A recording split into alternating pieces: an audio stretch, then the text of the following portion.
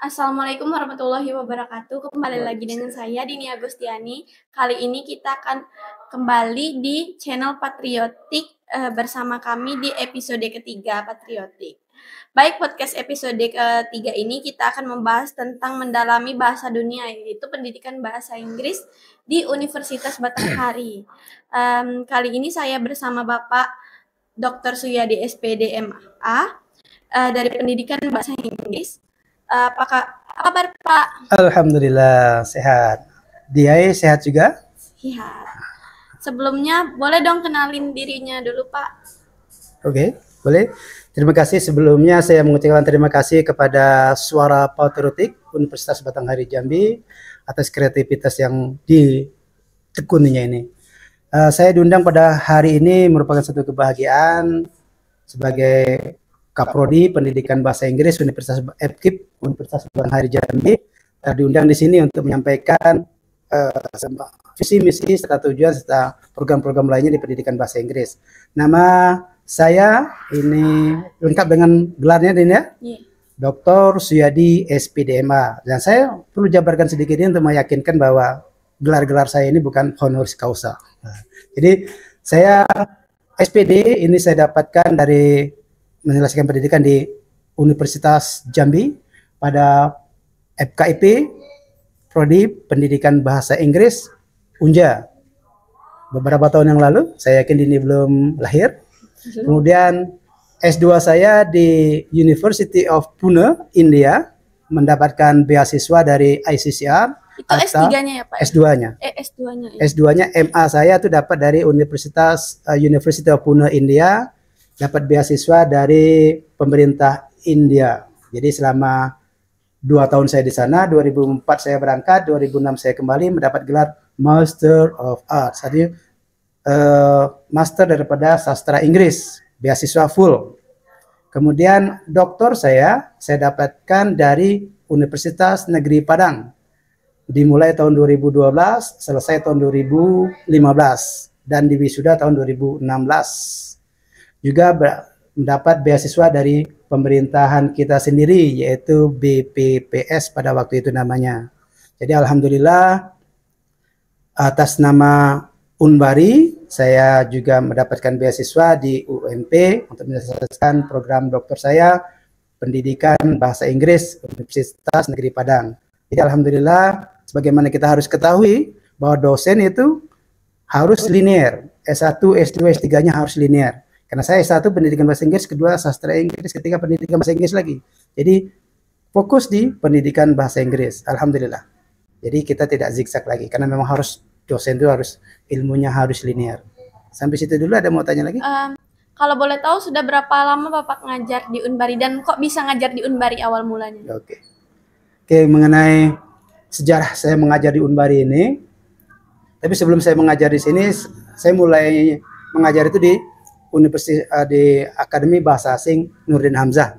Oh, Nurdin Hamzah. Jadi selesai S2 saya ngajar di sana, kemudian saya hijrah ke Unbari tahun 2012. Tahun 2012 begitu saya S3 di UNP saya mulai ngajar di Unbari sampai selesai dan alhamdulillah sampai sekarang kurang lebih sudah 12 tahun berada di Unbari dan alhamdulillah semua berjalan dengan lancar. Dan sambutan semua juga lancar. Kenapa bisa masuk ke Unbari? Ya, karena pada Unbari ada program yang memang linear dengan program studi saya. Kalau di sebelumnya Akademi Bahasa Asing itu hanya sastranya saja. Sementara saya lebih bidang ilmu saya adalah pendidikan bahasa Inggris. Doktornya pendidikan bahasa Inggris. Kalau pendidikan bahasa Inggris mengajar hanya di sastra Inggris itu masih kurang kesinambungannya. Makanya saya pindah ke Unbari. Di Unbari ada FKIP, pendidikan bahasa Inggris, dan juga linear dengan ilmu bidang ilmu saya yaitu pendidikan bahasa Inggris juga. Demikian, Jai. Lanjutnya. Jadi teman-teman boleh tahu nggak nih Pak lebih dekat dengan pendidikan bahasa Inggris kan sekarang ini kita. Kalau boleh tahu kan di dalam bahasa Inggris ini kan ada visinya. Apa itu visinya Pak kalau boleh tahu? Ya, hampir semua program studi itu harus mempunyai visi dan misi karena itu merupakan sesuatu yang ingin dicapai dan sesuatu yang telah dicapai dan bahkan sesuatu yang masih yang diusahakan untuk dicapai. Visi daripada Prodi Pendidikan Bahasa Inggris ini yaitu menjadi lembaga unggulan dalam menghasilkan guru pendidikan bahasa Inggris yang profesional dan berakhlak mulia di tingkat lokal, nasional, global, dan bahkan internasional. Nanti pada tahun 2023 insya Allah bisa tercapai. Karena visi ini merupakan suatu tuntunan kemana kita akan mencapainya nanti. Mudah-mudahan visi bahasa Inggris ini, pendidikan bahasa Inggris ini bisa mencapai menjadi lembaga unggulan dalam mencetak guru-guru profesional di bidangnya. Demikian visinya. Kalau misinya Pak, kalau boleh tahu apa aja? Ya, untuk mencapai visi misi tersebut, tentu ada misi-misi yang harus dijalankan. Untuk Prodi Pendidikan Bahasa Inggris FKIP Universitas Batanghari itu mempunyai misi, ada 3 misi. Yang pertama itu yaitu menyelenggarakan pendidikan dan pembelajaran yang unggul pada bidang pendidikan bahasa Inggris untuk membentuk sumber daya manusia yang profesional dan berakhlak mulia di tingkat lokal, nasional, dan global. Kemudian misi yang kedua, menyelenggarakan penelitian dalam bidang pendidikan bahasa Inggris untuk mendukung terciptanya sumber daya manusia yang profesional dan berakhlak mulia. Yang ketiga, menyelenggarakan pengabdian kepada masyarakat dalam bidang bahasa Inggris untuk menciptakan sumber daya manusia yang profesional dan berakhlak mulia. Maaf, saya ralat, ada 4 misinya. Yang keempatnya adalah meningkatkan kerjasama dengan berbagai pihak atau lembaga bahasa Inggris untuk menciptakan sumber daya manusia yang profesional dan berakhlak mulia dalam mencapai keunggulan yang kompetitif. Jadi visi itu didukung dengan misi yang kuat, dan tentu untuk mencapai visi dan misi yang kuat ini tentu kami ditopang oleh tenaga-tenaga pendidik yang juga profesional, tenaga-tenaga kependidikan yang juga profesional di bidangnya. Sementara gitu loh, Pak Dini. Kan setelah visi misi nih Pak, pasti ada tujuannya dari visi misi itu apa? Kalau boleh tahu, tolong jelasin dong Pak. Ya, tentu. Sekalian di sini juga saya akan menyampaikan bahwa visi, misi itu karena ada tujuan yang lebih spesifik yang akan dicapai oleh Prodi Pendidikan Bahasa Inggris FKIP Universitas Batanghari. Tujuan yang pertama yaitu terciptanya lulusan yang unggul dalam bidang pendidikan bahasa Inggris yang profesional dan berakhlak mulia di tingkat lokal, nasional maupun global. Insya Allah tercapai nanti suatu saat. Tujuan yang kedua itu terciptanya tenaga pendidik di bidang pendidikan bahasa Inggris yang profesional dan berakhlak mulia. Kemudian tujuan yang ketiga, terwujudnya atmosfer akademik yang kondusif guna tercapainya pembelajaran di bidang pendidikan bahasa Inggris yang berpusat pada mahasiswa atau student based learning. Jadi mahasiswa diberikan kesempatan untuk mendalami ilmu pengetahuan agar lebih mudah mencapai tujuan tadi. Tujuan yang keempat, menghasilkan penelitian yang unggul di bidang pendidikan bahasa Inggris yang melibatkan mahasiswa dan segenap masyarakat akademisnya. Artinya setiap penelitian maupun pengabdian di sini melibatkan stakeholder merupakan mahasiswa dan juga masyarakat di sekitarnya atau masyarakat yang berkorelasi langsung dengan pendidikan bahasa Inggris. Jadi bukan hanya kampus dengan kampus, dosen dengan dosen, tapi juga dosen dengan mahasiswa dan juga dosen dengan masyarakat lain. Dan juga dosen, mahasiswa, dan dengan masyarakat. Ada 3 sisi yang perlu kita perkuatkan di sini. Kan banyak nih pengalaman Bapak, kayak misalnya Bapak bilang tadi kuliah di luar negeri kan. Kalau boleh tahu pengalaman Bapak selama di India itu gimana Pak pengalamannya? Ya, ini pertanyaan yang sangat bagus nih. Jadi saya pun mengajak kawan-kawan atau mahasiswa yang sudah tamat S1 kalau mau nyambung kuliah S2 ke India lebih menjanjikan. Jadi untuk bisa mendapatkan beasiswa ke India atau ICCR ini kita harus koneksi dulu linknya, atau lebih gampangnya cukup dibuka dulu Kedutaan Besar India di Jakarta. Nanti ketika sudah terbuka website Kedutaan Besar India di Jakarta, cari bagian di dalam yang scholarship atau ICCR, kemudian baca di dalamnya ada sejumlah peluang-peluang kita untuk mengikuti beasiswa sesuai dengan bidang kita. Bidang apapun ada di sana, mulai dari ilmu politik, ilmu ekonomi, ilmu pertanian, ilmu teknologi dan lain sebagainya, termasuk ilmu sastra, ilmu pendidikan bahasa Inggris dan ilmu lain-lainnya. Jadi sesuai dengan bidang kita, karena saya adalah pendidikan bahasa Inggris S1-nya, maka ketika itu saya mengapply untuk sastra Inggris. Memang saya sengaja untuk mengambil sastra Inggris di India. Jadi saya masuk di Kedutaan Besar India, tentu ada tahapannya. Dokumennya semua harus berbahasa Inggris, diupload secara online, kemudian setelah dinyatakan dokumennya bagus dan sebagainya, kita dinyatakan lolos dokumen, kemudian kita dipanggil untuk mengikuti ujian tertulis dan ujian lisan langsung ke Kedutaan Besar India. Nah, perlu diketahui nih para pemirsa suara patriotik Unbari ini. Ketika kita dipanggil oleh Kedutaan Besar India untuk tes di Jakarta secara tertulis dan lisan, itu belum dibiayai sama pemerintahan India. Artinya kita bermodal lah, ya. Kita bermodal untuk pergi ke sana dulu, pakai biaya sendiri. Nah, tentu dalam mengikuti syarat-syaratnya juga kita harus membuat paspor dulu. Paspor ini kita biaya sendiri dulu. Jadi itu kita, karena India memang seperti itu polanya. Ketika kita sudah berhasil dan kita berangkat ke sana, ya alhamdulillah. Jadi bisa sampai ke sana, tinggal beradaptasi. Nah, seperti yang Dini tadi bertanya, pengalaman di sana, ya tentu pertama yang paling terkesan adalah culture shock-nya tuh. Culture shock di situ bahwa kita di Indonesia ini hanya 2 musim, di sana 3 musim. Terutama ketika datang musim dingin di India, khususnya di Bombay dan Pune, ini cuaca terendah pada waktu musim dingin 3 derajat. Jadi itu bukan suatu hal-hal yang sangat sederhana ketika kita beradaptasi. Biasanya kita di sini 20, 30, biasa kita di sini 30 derajat ke atas. Di sana ketika musim dingin ada 3 derajat. Tentu kulit akan keriput, mata akan sangat kering, bibir apalagi pecah-pecah dan sebagainya. Kita harus beradaptasi dengan banyak minum dan juga makan makanan yang juga mengandung air-air tadi. Kalau boleh tahu Pak, kan sana kan biaya sendiri awalnya. Di sana tuh berarti difasilitasi nggak dari beasiswa tadi tuh tempat tinggal? Ya, pemerintah India ini cukup luar biasa. Ketika dia memberikan beasiswa kepada siapapun yang diberinya, ketika berangkat ke sana, oke, kita biaya sendiri. Kemudian ketika kita sudah sampai sana, SPP, biaya buku, biaya dormitory atau asrama untuk mahasiswanya, dan juga biaya kuliah itu sudah ditanggung oleh pemerintah India. Jadi per bulannya juga kita dikasih uang untuk konsumsi kita, per bulannya beda. Jadi yang per bulan kita dikasih, uang kuliah sudah dibayarin, uang kosan sudah dibayarin, uang buku sudah dibayarin.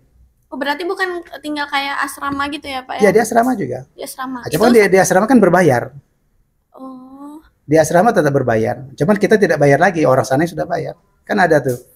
Misal satu ruangan, ketika itu biayanya 5.000 rupiah satu ruangan. Kita tidak nerima uangnya 5.000. Tapi sudah kita tinggal sana aja. Itu kalau boleh tahu itu sekamar dengan mahasiswa lain yang dari luar negeri juga atau gimana? Di sana tidak satu kamar satu orang. Jadi satu kamar satu orang.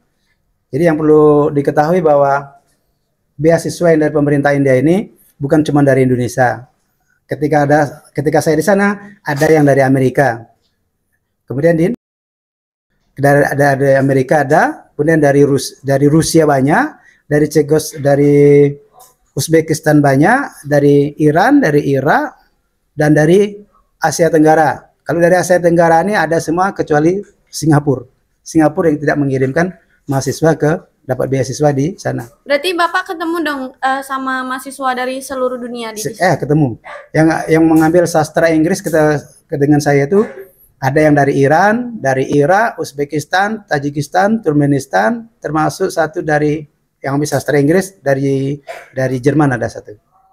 Jadi cukup internasional dan itu semua dibiayai oleh pemerintah India. Jadi komunikasinya di sana gimana Pak? Ya, komunikasi tetap berbahasa Inggris. Bahasa Inggris. Jadi ya cukup luar biasa lah beradaptasi dengan iklim, beradaptasi dengan budaya mereka, beradaptasi dengan kawan-kawan yang juga beda kewarganegaraan tadi.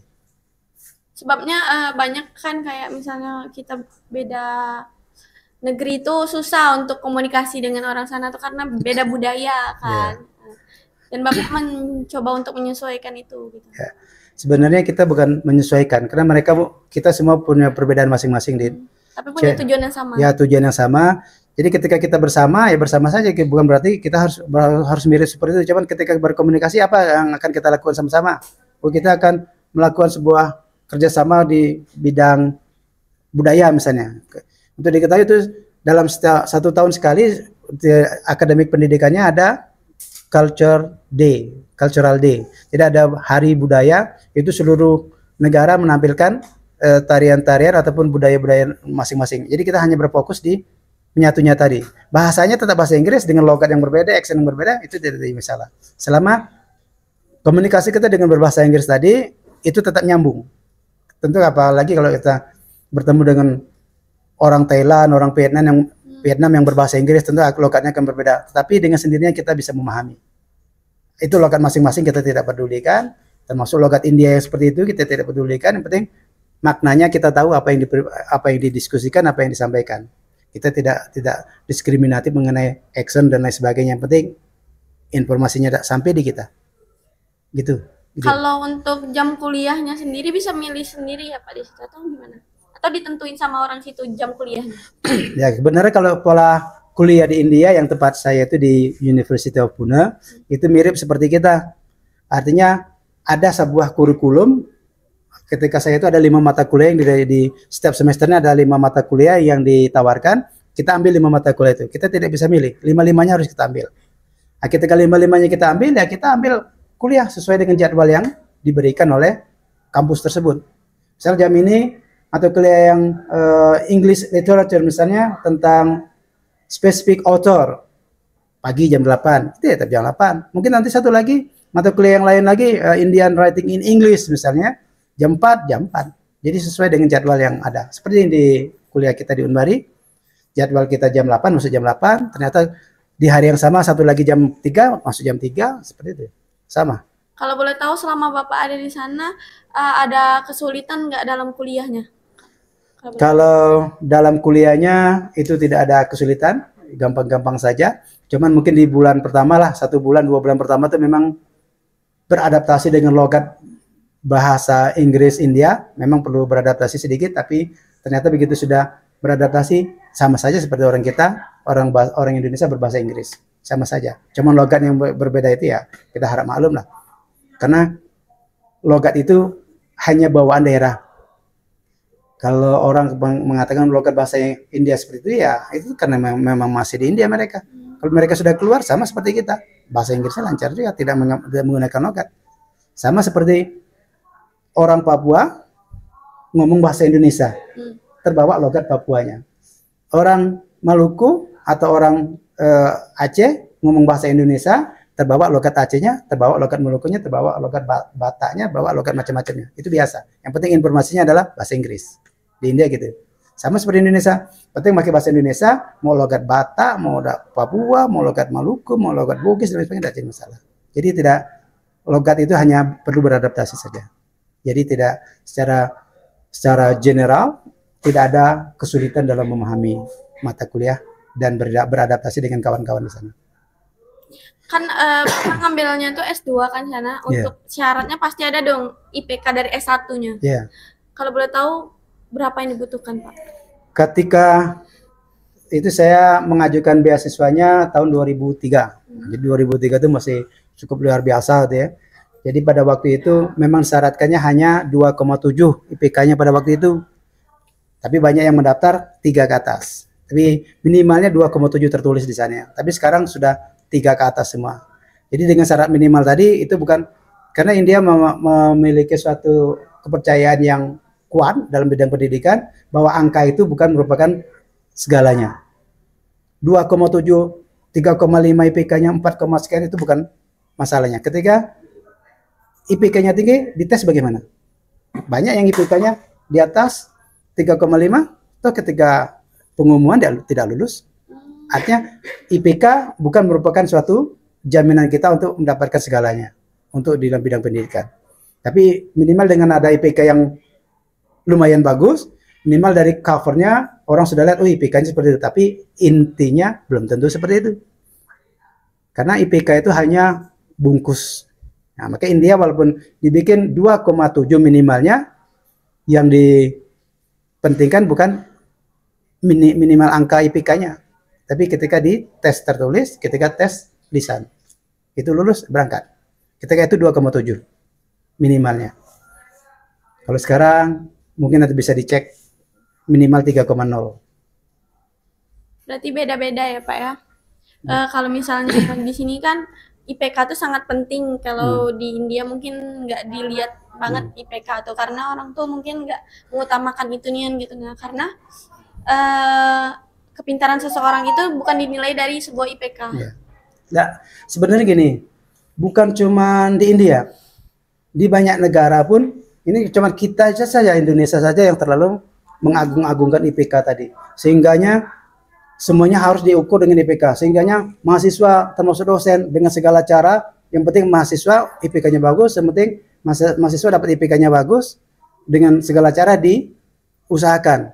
Tapi belum tentu isinya. IPK itu kan hanya polosan di luar, tapi ilmunya bagaimana? Nah, ketika ilmunya itulah tertulisnya secara langsung, kemudian di ujian lisannya bagaimana, itu lebih nampak. Banyak yang IPK-nya 4,0, ketika ditanya tentang bidangnya saja tidak bisa apa-apa. Nah, jadi bukan cuman India, Amerika pun, Eropa pun, IPK itu cuma angka saja, sebagai ada levelnya saja. Jadi 4,0 IPK-nya, wih, boleh kagum, minimal lihat itunya. Tapi untuk lebih tahunya, ajak diskusi tentang bidang dia. Hanya bagaimana ketika diskusi, kalau udah begitu ditanya, banyak awalnya juga, jadi 4,0-nya tidak ada gunanya.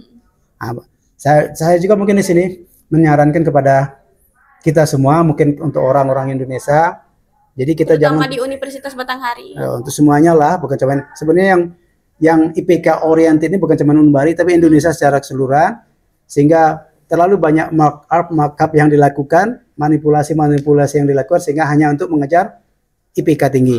Ya, apapun dilakukan yang penting IPK tinggi, padahal isinya 0. Jadi saya sarankan, silakan IPK-nya tinggi, tapi isi juga ilmunya di kepala tadi, supaya ada isinya.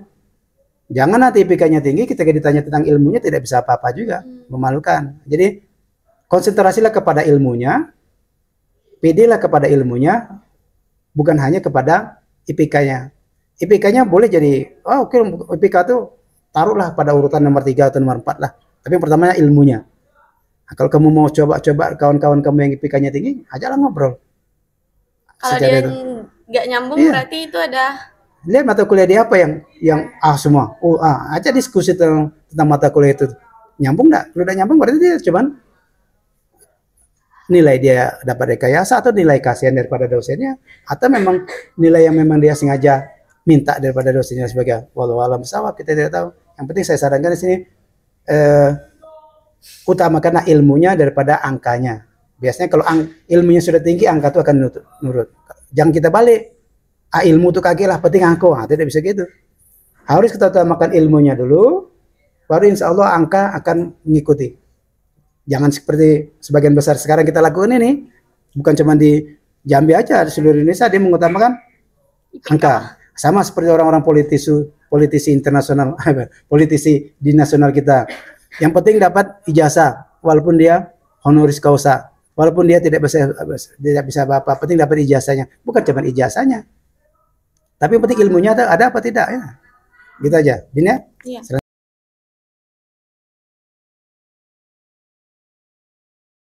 Oke Pak, kembali lagi ke pembahasan kita yang pertama tentang pendidikan bahasa Inggris. Mereka yang iya Pak, sulit nggak sih kuliah pendidikan bahasa Inggris? Mereka sudah sebagian besar hobi, senang dengan bahasa Inggris. Oh iya, banyak. Memang saya sering kali melakukan semacam observasi atau penelitian sederhana kepada mahasiswa. Paling dari satu kelas sekitar 30 orang itu, paling ada sekitar 5-6 orang, tidak sampai 10 orang yang bahasa Inggrisnya tidak paham. Sebagian besar dia sudah menyenangi bahasa Inggris. Paling yang anggaplah sekitar paling banyak 10 orang itu, dia memang kepingin belajarnya di Unbari, pengen belajar dari awal. Jadi ada yang anak prodi pendidik bahasa Inggris, ada juga memang dari nol, dia tidak senang bahasa Inggris, akhirnya ikut-ikutan, kawannya prodi bahasa Inggris dia ikut.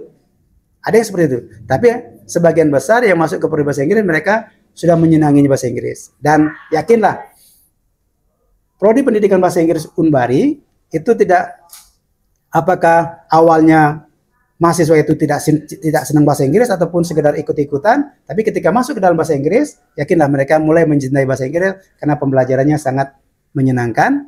Karena tadi ada student oriented learning, berpusat kepada mahasiswa. Jadi diberikan materi, kita diskusi pakai bahasa Inggris, ya seenaknya dia berbahasa Inggris. Nanti dosen baru mengarahkan.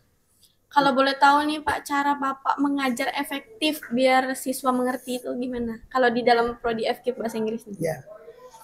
Sebenarnya pembelajaran yang paling efektif itu kalau bagi saya secara pribadi, ketika anak itu diajak ngobrol dalam kelas sebanyak-banyaknya pakai bahasa Inggris, kemudian diberikan tugas yang berupa percakapan yang juga berupa tulisan dalam bahasa Inggris sebanyak-banyaknya. Karena orang yang semakin sibuk itulah orang yang paling efektif. Bukan orang yang semakin nyantai. Orang yang semakin sibuk, semakin banyak kerjaan, yakinlah itu orang yang paling efektif. Pembelajaran yang paling efektif adalah ketika dosen banyak berinteraksi ke dalam kelas dengan mahasiswa, ngajak diskusi mahasiswa tentang mata kuliah ataupun tentang apa dengan menggunakan bahasa Inggris. Berarti itu efektif. Bukan efektif anak dikasih tugas, fotokopi sendiri, belajar sendiri di rumah, itu bukan efektif. Itu menyia-nyiakan waktu. Mungkin kalau seandainya ada dosen-dosen yang hanya memberikan fotokopi, mahasiswa suruh belajar sendiri di rumah, itu bukan student center. Itu hanya membebani mahasiswa dengan tugas. Saya yakin dan percaya mahasiswa akan mengerjakannya di rumah. Dan itu tidak efektif. Jadi yang efektif mengajarkan bahasa Inggris bagi saya, dalam kelas, we teach English through English. Mengajarkan bahasa Inggris dengan bahasa Inggris. Tapi tentu ya, seperti ini saya kan ngajar ini juga di Fakultas Hukum. Tentu metodenya, teorinya berbeda ketika saya ngajar bahasa Inggris di Fakultas Hukum, di Fakultas Ekonomi. Saya tentu tidak bisa English through English di fakultas lain. Tapi di bahasa Inggris, saya paksakan mereka, juga memaksakan mereka untuk memahami saya berbahasa Inggris, menerangkan tentang materi bahasa Inggris. Kalau banyak mahasiswa di fakultas lain yang saya ajar, bertanya, ngajar apa lagi di prodi bahasa Inggris? Ya, kalau prodi bahasa Inggris ngajarnya bukan present continuous tense saja, tapi di sana ada fonologi, ada morfologi, ada research, ada statistik, tapi pakai bahasa Inggris semua, macam-macam. Semantik, ada pragmatics, itu ilmu-ilmu kebahasaan, semua pakai bahasa Inggris. Selama mengajarnya pakai bahasa Inggris, menerangkannya pakai bahasa Inggris, anak-anak kita kasih buku juga yang berbahasa Inggris. Itu lebih efektif. Bukan hanya sekedar datang, kemudian memberikan mahasiswa absen, suruh tanda tangan sendiri, kemudian balik. Nah, kalau itu bukan efektif. Itu justru menyia-nyiakan waktu. Anak hanya dapat tanda tangan, hanya dapat nilai, tapi tidak dapat ilmu. Ilmunya nggak masuk ke otak jadinya. Nggak masuk, karena memang tidak ada ilmu yang dikasih kalau cuma seperti itu kan. Jadi yang paling efektif, bercakaplah banyak-banyak bahasa Inggris dalam kelas itu, berikan anak tugas berbahasa Inggris, kasih anak kegiatan yang penuh dengan bahasa Inggris tadi, itu efektif. Bukan efektif itu semakin kita nyantai, bukan. Orang, saya ulang lagi, ada filsuf yang menyatakan orang yang paling efektif adalah orang yang paling sibuk, orang yang paling banyak kegiatan adalah orang yang paling efektif. Bukan orang yang paling banyak tidurnya, orang yang paling banyak nyantainya. Gitu. Ya. Baiklah, peluang ketika lulus pendidikan bahasa Inggris nih apa aja Pak? Dan bisa masuk kerja mana? Ya kebenaran saya sebagai Kaprodi Pendidikan Bahasa Inggris Unbari ya, tujuan utama adalah menciptakan tenaga pendidikan bahasa Inggris yang profesional. Tetapi sampai dengan sekarang lulusan Prodi Pendidikan Bahasa Inggris Unbari bukan hanya menjadi guru. Kita juga ada lulusan-lulusan yang berkarir di bidang banking. Itu ada beberapa orang lulusan kita yang bekerja di Bank BNI, juga di Bank 9 dan sebagainya, sudah tersebar kemana-mana. Dan juga banyak di perusahaan-perusahaan asing. Atau misalnya kayak pengeboran di Petrocina, ada lulusan kita juga. Dan artinya apa? Lulusan, walaupun tujuan di sini adalah menciptakan tenaga pendidikan bahasa Inggris yang profesional dan berakhlak mulia, tetapi tidak menutup kemungkinan setelah tamat mahasiswa itu mempunyai keinginan lain. Itu buktinya ada yang menjadi penyiar. Dulu ada radio kita yang Elforida, banyak penyiar kita. Juga ada yang jadi kerja di perbankan, ada juga menjadi guru, ada yang juga menjadi yang punya lembaga pendidikan sendiri. Jadi dia punya lembaga pendidikan sendiri, anak buahnya, guru-gurunya banyak dia menggunakan lulusan kita juga. Jadi bebas, yang penting ilmu pendidikannya ada, ahlaknya ada, profesionalitasnya ada, dia mau mengarah kemanapun terserah. Tapi memang dari research study yang sudah dijalani, memang 80% lebih itu mereka mengajar atau berbisnis di bidang pengajaran. Artinya berbisnis di bidang pengajaran adalah dia punya lembaga pendidikan, dia mengelola institusi pendidikan, dan dia juga mungkin masuk mengajar di sana atau dia sebagai ownernya. Jadi seperti itu, Din. Kalau kan juga banyak deh sih Pak, kayak misalnya lulusan dari bahasa Inggris yang kerja jadi pariwisata yang di Bali tuh, iya. kami lihat. Terus bagaimana sih cara daftar ke pendidikan bahasa Inggris kalau boleh tahu? Oke, kalau pendidikan bahasa Inggris itu cara mendaftarnya kita serempak atau barengan dengan pembukaan penerimaan mahasiswa baru oleh Universitas Batanghari. Jadi ada gelombang 1, gelombang 2, dan gelombang 3. Kita ngikutin pola yang sama secara online. Nanti yang online-nya bisa dimasukkan nanti ya, pendaftaran online kan ada di situ kan. Tinggal milih jurusannya kan. Tinggal milih jurusannya. Tapi semua sudah diberlakukan secara online. Anda bisa lihat di link di bawah ini pendaftarannya. Tapi itu bukan hanya untuk prodi pendidikan bahasa Inggris, tapi untuk pendaftaran di Universitas Batanghari Jambi. Jadi ketika Anda klik, Anda tinggal silakan memilih prodinya yang Anda sukai. Jadi tentu kenapa Anda memilih pendidikan bahasa Inggris? Kemudian tentu ketika Anda dites, nilai-nilai bahasa Inggrisnya lebih menonjol daripada nilai-nilai yang lainnya. Karena tak semua mahasiswa yang memilih prodi pendidikan bahasa Inggris itu lulus. Ada juga yang tidak lulus. Kenapa? Nilai akademik di bidang kependidikannya tidak begitu tinggi atau di bawah passing grade. Jadi bukan semuanya yang daftar tuh lulus. Jadi ada juga tidak. Cuman alhamdulillah prodi pendidikan bahasa Inggris yang tidak lulusnya jumlahnya kecil. Karena saya bilang tadi bahwa yang daftar di pendidikan bahasa Inggris mereka ketika SMA sudah menyenangi bahasa Inggris, hanya ingin melanjutkan ilmu pengetahuan bahasa Inggris di Universitas Batanghari Jambi. Unbari lagi ulang tahun ke-39. Ya. Nah, ucapan Bapak dong untuk Unbari yang ulang tahun ke-39 ini apa? Oke, ya. Ini Unbari umurnya sudah tua. Seperti saya perlu kita ketahui sedikit bahwa sebelum Unbari kita namanya STKIP Jambi. Oh, dulu punya nama sendiri STKIP ya, Jambi, tapi tetap di bawah pendidikan Yayasan Pendidikan Jambi tahun 1970 hingga 1977. Kemudian kita merubah menjadi Universitas Batanghari pada 1985. Dan pada bulan November ini sekitar tanggal 30 kalau saya tidak salah itu kita akan mengadakan wisuda untuk sekaligus merayakan Dies Natalis pada Dies Natalis ke-39 Universitas Batanghari ini akan dilaksanakan pada bulan November ini. Sebagai Civitas Akademika, saya sebagai Kaprodi Pendidikan Bahasa Inggris FKIP Universitas Batanghari mengucapkan selamat Dies Natalis ke-39 Universitas Batanghari. Semoga Unbari semakin sukses, Unbari semakin berkembang, dan Unbari semakin terpercaya di hati masyarakat, dan Unbari semakin melekat di hati masyarakat dan semakin dicintai oleh masyarakat. Dan kedepannya Unbari semakin berjaya di Provinsi Jambi. Demikian. Baiklah Pak, kalau kan teman-teman sebelum kita tutup nih acaranya, dan apa namanya itu kalau boleh tahu ada closing statement dari Bapak apa? Oke, terima kasih Din atas waktunya pada hari ini. Closing statement saya, teruslah Anda belajar untuk menimba ilmu pengetahuan yang semakin dalam, teruslah memahami ilmu-ilmu sosial untuk memperdalam ilmu pengetahuan Anda, dan semua ilmu pengetahuan itu untuk warga Provinsi Jambi ada di Universitas Batanghari. Percayalah, Universitas Batanghari itu dosen-dosennya, tenaga pendidiknya semua profesional di bidangnya. Jadi para orang tua jangan ragu untuk mengutus atau mengirimkan anak-anaknya di pendidikan Universitas Batanghari ini. Ada 5 fakultas yang ada di Universitas Batanghari. Dengan semakin bertambahnya ilmu pengetahuan yang Anda dapatkan dari Unbari ini, yakinlah Masa depan kita berarti sudah ada di genggaman kita. Masa depan anak kita sudah ada di genggaman anak kita masing-masing. Percayalah, Unbari semakin berjaya ke depannya dan semakin mendapatkan tempat di hati masyarakat Provinsi Jambi. Demikian, Dini. Sedikit pemberitahuan bahwa Unbari ini adalah universitas swasta yang paling nomor 1 di Jambi ya Pak ya. Yang hampir satu Jambi mungkin tahu kalau universitas swasta yang paling terkenal itu Universitas Batanghari itu sendiri ya Pak ya. Baiklah teman-teman semuanya, kita akhiri acara ini dan semoga kalian sehat selalu.